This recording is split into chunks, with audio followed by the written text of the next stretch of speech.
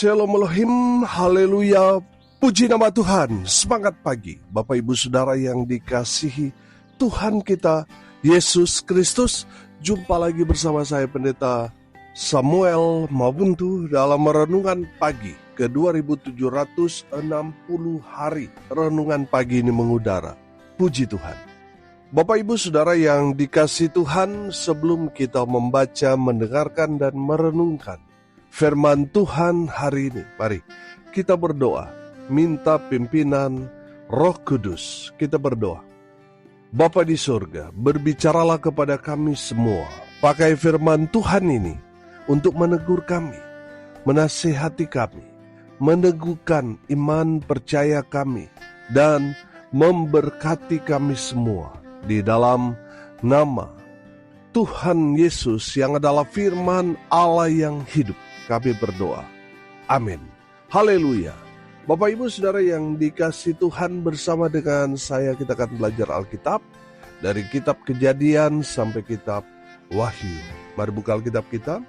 1 Timotius pasal 2 ayat 8 sampai ayat 15. Di bawah perikop mengenai sikap orang laki-laki dan perempuan dalam ibadah jemaat.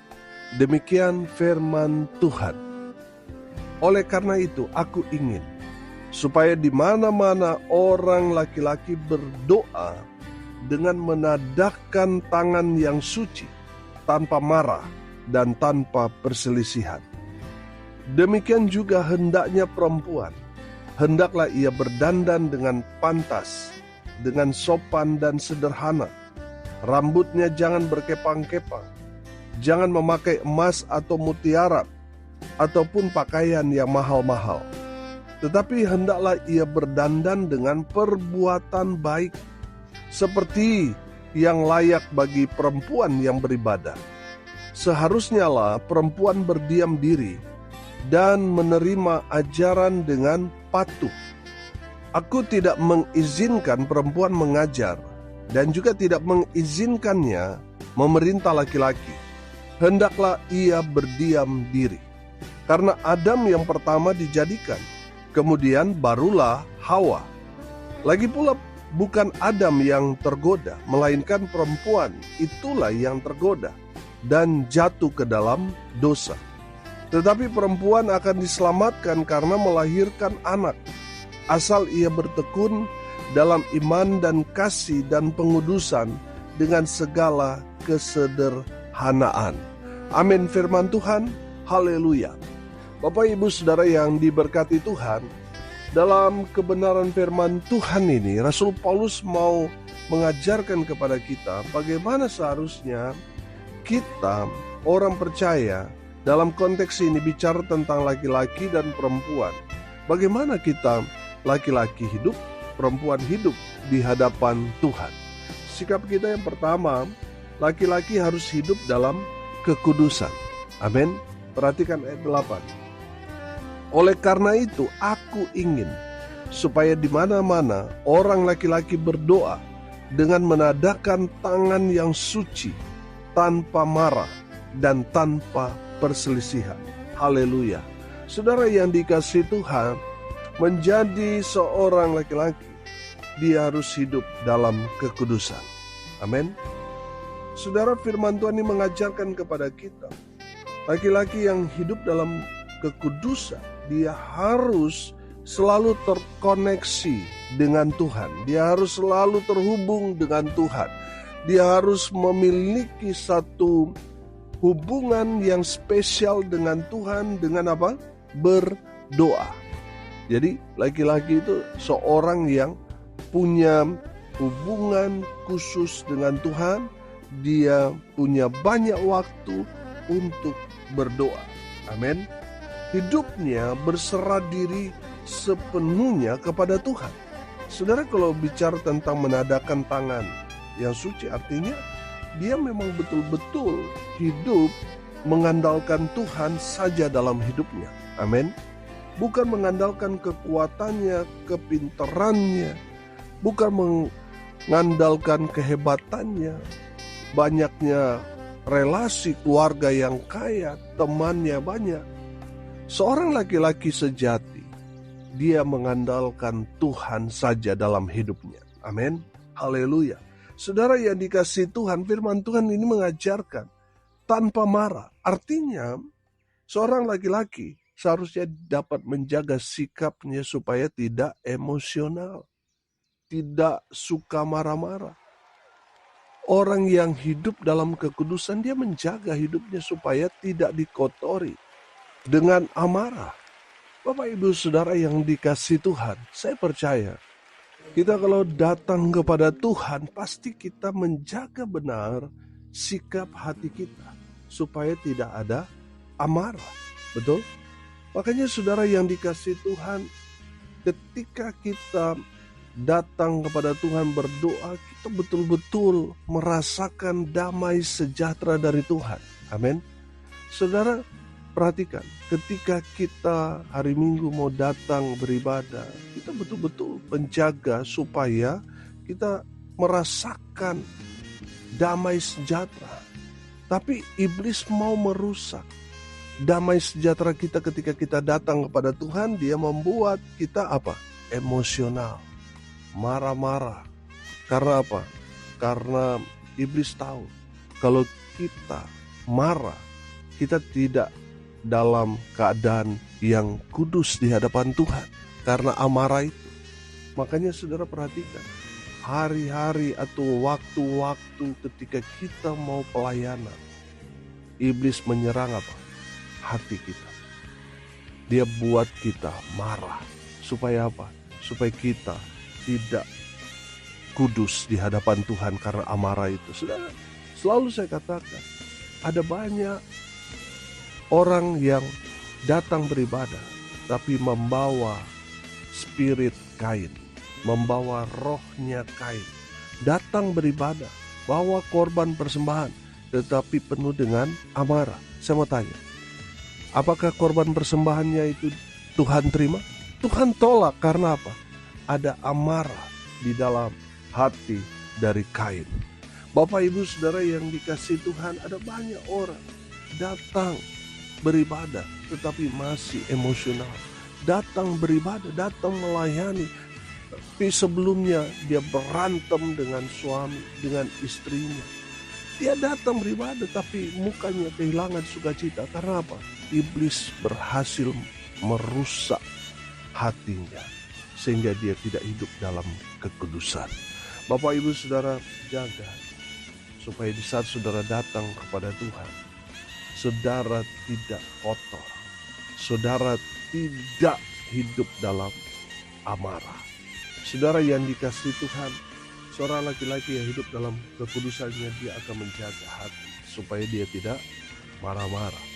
Bapak Ibu Saudara, orang yang hidup dalam kekudusan tidak suka mencari masalah. Tapi anehnya, saudara perhatikan, di dalam gereja banyak orang cari masalah. Hanya masalah kecil sudah dibesar-besarin. Betul? Bapak Ibu Saudara yang dikasihi Tuhan, kita kalau mau hidup dalam kekudusan, ya kita harus hidup bersih. Kita harus betul-betul menjaga hidup kita pada Tuhan. Kita harus berserah penuh di hadapan Tuhan dan mengandalkan Tuhan dalam kehidupan kita, serta menjaga hati kita, emosi kita, amarah kita. Supaya apa? Supaya kita tidak terpancing. Bapak Ibu Saudara, kita harus hidup dalam kekudusan. Harus jaga hati kita supaya tidak dikotori iblis dengan amarah. Bapak Ibu Saudara, orang yang hidup dalam kekudusan sudah pasti tidak mau cari-cari masalah. Dia tidak resek dengan orang lain. Ketika dia melihat mungkin orang lain lebih hebat daripada dia, tapi dia tidak terganggu hatinya, suasana hatinya. Dia tidak akan memprovokasi orang untuk membenci si A, si B, karena dia hidup dalam kekudusan. Tapi orang yang tidak hidup dalam kekudusan, kesukaannya apa saudara? Malas berdoa. Kesukaan orang yang tidak hidup dalam kekudusan apa? Mengandalkan diri sendiri, kekuatannya, itu yang diandalkan. Emosionalnya meledak-ledak, amarahnya, suka sekali cari masalah. Itulah perbedaan orang yang hidup kudus dan orang yang tidak hidup dalam kekudusan. Bapak Ibu Saudara, laki-laki harus kesukaannya adalah berdoa. Dia berserah diri penuh kepada Tuhan, mengandalkan Tuhan dalam hidup. Dia tidak emosional, tidak cari-cari masalah. Itulah laki-laki yang hidup dalam kekudusan. Haleluya. Yang kedua kita bahas tentang bagaimana perempuan harus hidup. Saudara yang dikasihi Tuhan, perempuan harus hidup berkenan di hadapan Tuhan. Saudara, ayat 9 sampai ayat 15, nanti kita akan lihat. Perhatikan ayat 9. Berkata begini, demikian juga hendaknya perempuan, hendaklah ia berdandan dengan pantas, dengan sopan dan sederhana. Rambutnya jangan berkepang-kepang, jangan memakai emas atau mutiara, ataupun pakaian yang mahal-mahal. Saudara yang dikasihi Tuhan, perempuan harus hidup dalam perkenanan Tuhan. Dia harus berdandan dengan pantas, bukan menor, bukan norak, tetapi dengan pantas, sesederhana mungkin. Pakaiannya sopan, bukan seperti pakaian yang belum jadi, saudara. Bapak Ibu Saudara, yang sopan, bukan seksi, bukan memperlihatkan belahan-belahan yang membuat orang jatuh dalam dosa mata. Bapak Ibu Saudara yang dikasihi Tuhan, hati-hati. Perempuan harus berdandan dengan pantas, dengan sopan dan sederhana. Bapak Ibu Saudara yang dikasihi Tuhan, jangan sampai saudara datang ke gereja hanya untuk memamerkan pakaian saudara, gaun yang saudara beli, perhiasan saudara. Jangan, itu Tuhan gak suka, saudara. Saudara tidak akan berkenan di hadapan Tuhan kalau saudara datang beribadah dengan menonjolkan perhiasan saudara dan menonjolkan pakaian yang saudara gunakan. Saudara yang dikasihi Tuhan, saudara mungkin berkenan kepada orang-orang penjilat, tapi tidak di hadapan Tuhan. Bapak Ibu Saudara, perempuan dandanannya bukan lipstik yang mahal, bukan alat-alat makeup yang mahal-mahal itu, tidak. Tapi perbuatan baiknya. Saudara yang dikasihi Tuhan, perhatikan ayat 10, tetapi hendaklah ia berdandan dengan apa? Dengan perbuatan baiknya. Ada perempuan dikenal dengan cerewetnya. Saudara yang dikasihi Tuhan, mau saudara pakai makeup yang mahal sekalipun, tapi kalau saudara jahat, saudara cerewet, saudara membuat orang sakit hati, dandananmu yang mahal itu tidak ada gunanya. Karena firman Tuhan yang mengajarkan perempuan harus berdandan dengan apa? Perbuatan baik. Amin.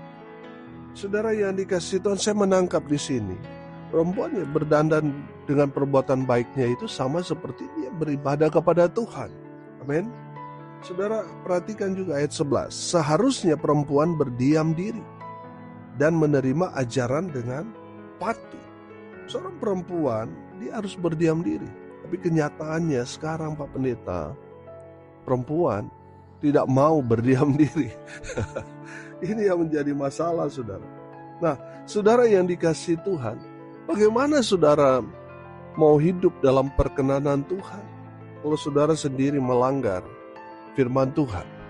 Perempuan harus berdiam diri dan menerima ajaran, artinya dia taat, dia patuh. Amin. Itu yang berkenan di hadapan Tuhan. Tapi iblis kan pintar memanipulasi.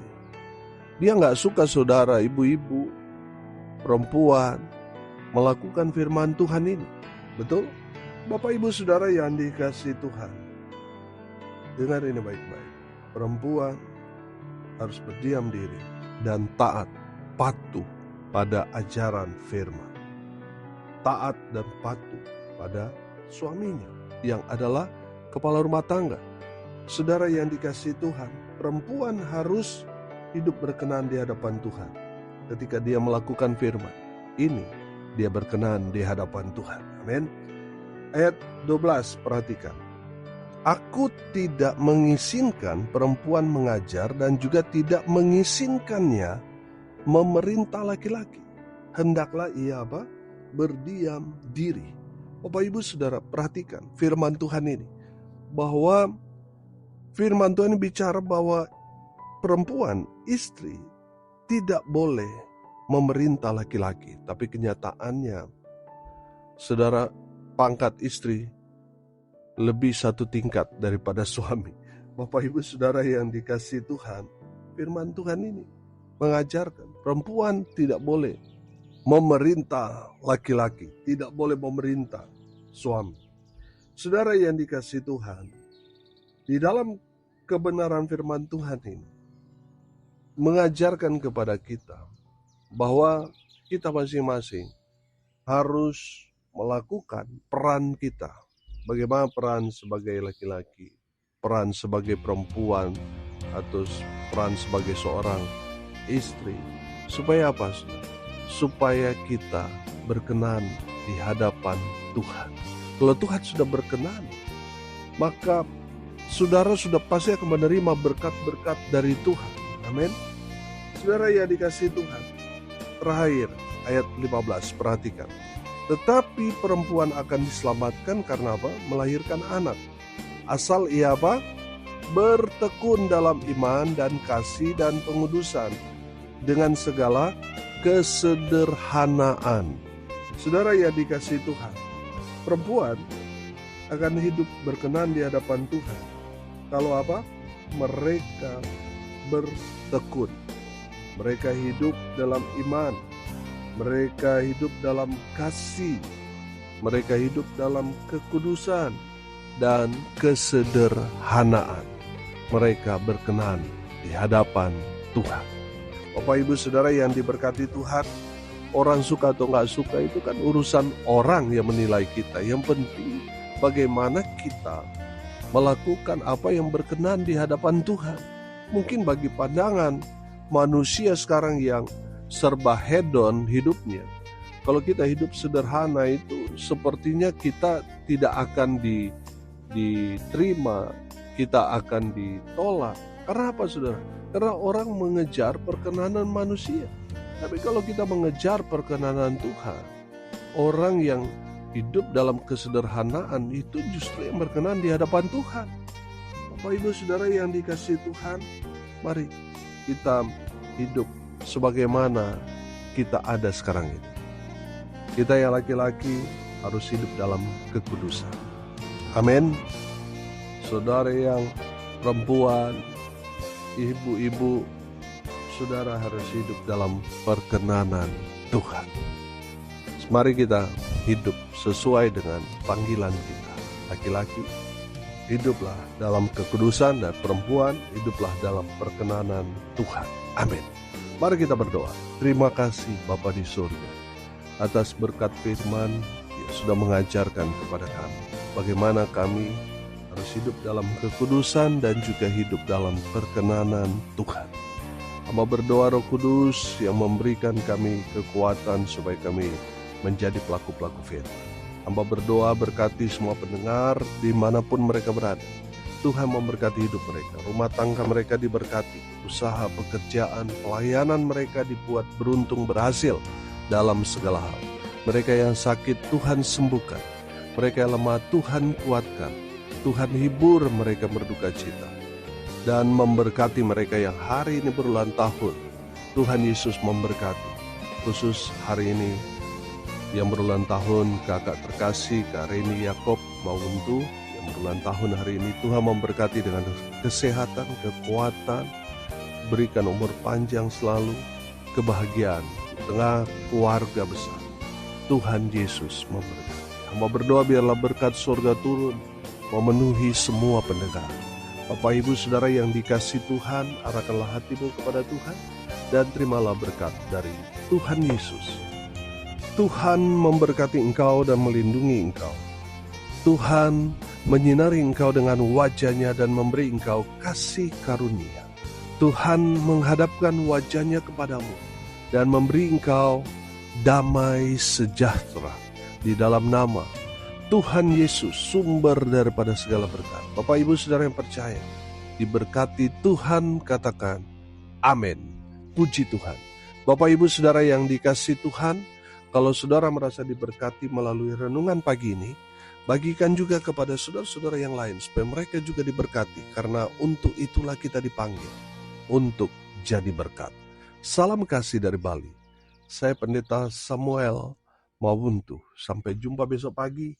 Tuhan Yesus memberkati kita semua. Haleluya.